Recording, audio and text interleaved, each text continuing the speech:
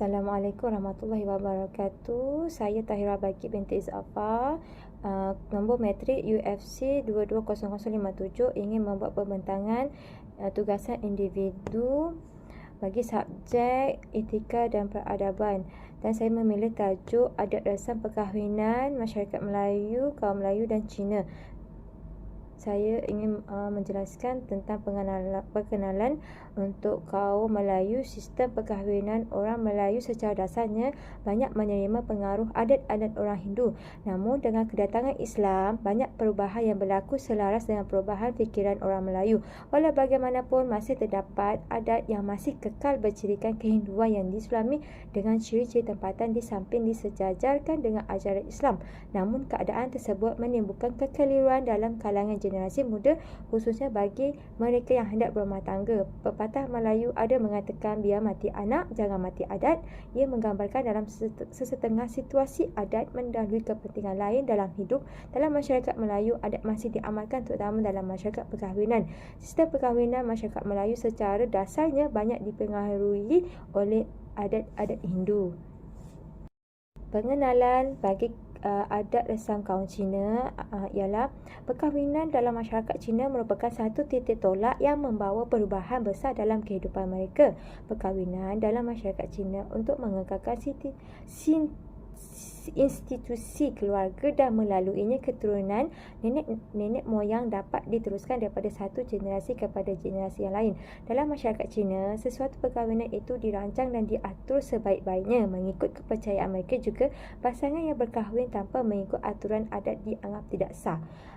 Terdapat dua bentuk perkahwinan yang diamalkan oleh mereka, iaitu eksplisit, iaitu perkahwinan yang diatur sama ada oleh ibu bapa atau orang tengah moyenjin, dan implisit, iaitu perkahwinan di mana dua lelaki dan perempuan diberi kebebasan untuk memilih pasangan masing-masing. Objektif tentang menganalisa beberapa adat tradisi perkahwinan masyarakat Melayu dan yang dilihat sejajar dengan hukum syarak, dan juga adat yang bercanggah dengan syariat Islam dan adat tradisi masyarakat Cina. Yang kedua, mendidik masyarakat Islam agar melakukan sesuatu mengikut syariat Islam, khususnya dalam menjayakan majlis perkahwinan. Yang ketiga, mengenal pasti beberapa cadangan bagaimana unsur-unsur adat Melayu dan Cina, khususnya dalam adat perkahwinan itu mampu disejajarkan dengan nilai-nilai Islam dan seterusnya menjadi panduan kepada masyarakat. Objektif yang terakhir adalah mengenal pasti masyarakat Cina mengamalkan ekspresi, iaitu perkahwinan yang diatur sama ada oleh ibu bapa atau orang tengah moyenjin, dan implisit, iaitu perkahwinan di mana kedua-dua lelaki dan perempuan diberi kebebasan untuk memilih pasangan masing-masing. Slide tentang kepentingan adat perkahwinan masyarakat Melayu melalui merisik. Dalam budaya Melayu, adat merisik merupakan tahap awal menjodohkan teruna dan dara yang melibatkan pertemuan antara wakil kedua pihak. Tujuan adat ini dilakukan adalah untuk memastikan bahawa gadis yang dihajati oleh seorang lelaki itu masih belum berpunya. Ini penting kerana dalam Islam seseorang itu dilarang meminang tunangan orang. Di samping itu, adat ini juga bertujuan untuk menyelidik latar belakang si gadis. Proses merisik dilakukan dengan tertib dan sopan untuk menjaga dan memelihara nama baik kedua belah pihak. Beberapa kriteria yang selalu menjadi perhatian dalam proses risikan seperti paras rupa, sopan santun, tahap pendidikan dan sebagainya. Amalan merisik ini adalah sebahagian dari proses khitbah atau meminang. Islam mengharuskan merisik atau menyiasat gadis yang bakal dijadikan isteri. Tentang meminang bererti melahirkan hasrat ingin berkahwin dengan seseorang wanita tertentu, dan perkara ini dinyatakan kepada wanita berkenaan atau walinya.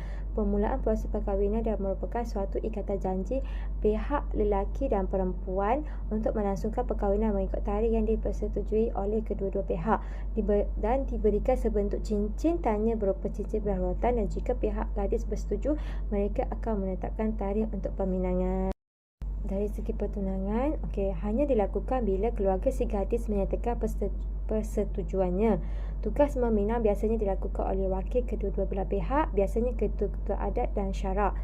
Semasa meminang akan ditetapkan tarikh menghantar tanda. Dibincangkan semasa upacara peminangan ialah hantaran belanja, persalinan dan tempoh bertunang. Seterusnya, tentang pernikahan, imam mewakili wali perempuan menjadi juru nikah. Dalam upacara akad nikah ini juga disahkan antaran dan lain-lain. Mas kahwin disebut sama ada hutang atau tunai. Mas kahwin akan diserahkan kepada pengantin perempuan dan menjadi haknya. Dari saat ini sahlah mereka menjadi suami isteri. Dan kedua, pengantin memakai pakaian pengantin, dan pengantin lelaki datang ke rumah pengantin perempuan dengan iringan arakan rebana. Di persandingan, jamuan diadakan secara besar-besaran di rumah pengantin perempuan.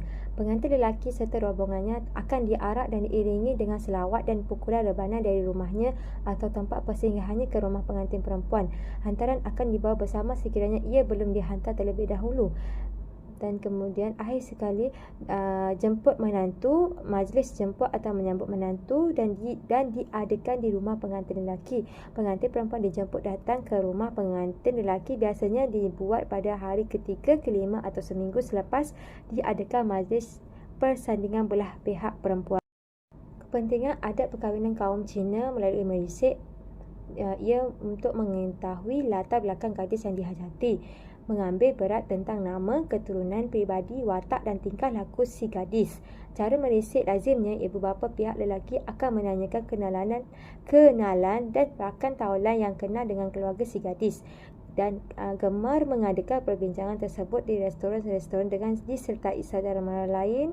Dan mengadakan tradisi makan bersama ini amat penting dalam masyarakat Cina kerana ia dapat mengeratkan perhubungan di antara kedua belah pihak. Adat perkahwinan kaum Cina bagi meminang, seorang wakil dipilih untuk berkunjung ke rumah si gadis bagi membincangkan perkara-perkara berkaitan perkahwinan. Ibu pengantin perempuan pula akan berbincang dengan wakil tersebut berkenaan jumlah mas kahwin, peruntukan meja dalam jamuan makan dan memilih hari yang paling sesuai. Pihak lelaki tidak akan tawar-menawar kerana bimbang akan menjatuhkan maruah.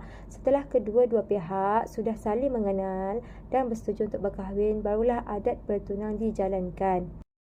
Pertunangan dilanjutkan dan dilakukan berdasarkan kalender Cina, dan ia hendaklah bersesuaian dengan bintang kelahiran kedua pasangan tersebut. Khidmat tukang tilik digunakan untuk penetapan tarikh tersebut berpandukan kepada sebuah buku iaitu Tong Su. Cincin disaru di jari manis kiri oleh kedua-dua bakal pengantin sehingga hari perkahwinan. Membuktikan persetujuan, gadis berkenaan akan menyerahkan sekeping kertas merah atau menyingsang yang tertulis nama gadis, umur dan tarikh lahirnya yang didapati daripada tukang tilik. Setelah nyingsang diterima, pihak lelaki akan mengadakan persediaan. Hantaran dan mas kahwin lazimnya diberi semasa upacara bertukar cincin perkahwinan atau pada hari lain seperti hari istiadat perkahwinan yang diadakan di pejabat pendaftaran perkahwinan. Semakin besar mas kahwin yang diberikan, semakin tinggi martabat dan kedudukan pihak lelaki.